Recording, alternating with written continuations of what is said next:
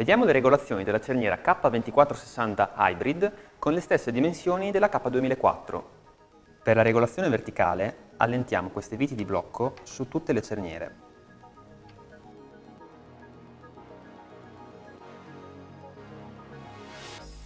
Regoliamo manualmente la posizione verticale del pannello fino ad ottenere le luci orizzontali corrette. Trovata la posizione ottimale, serriamo le viti di blocco.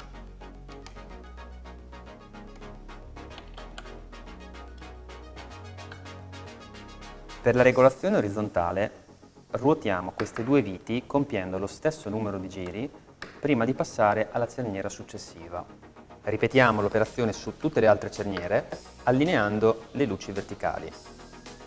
Per la regolazione di profondità allentiamo queste due viti di blocco su tutte le cerniere.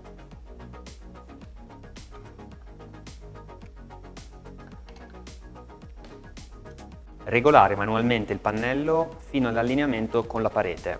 A fine regolazione serriamo le viti di blocco.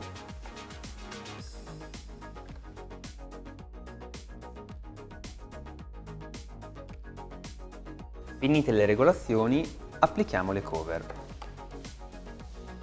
Ecco la resa estetica di una regolazione ottimale.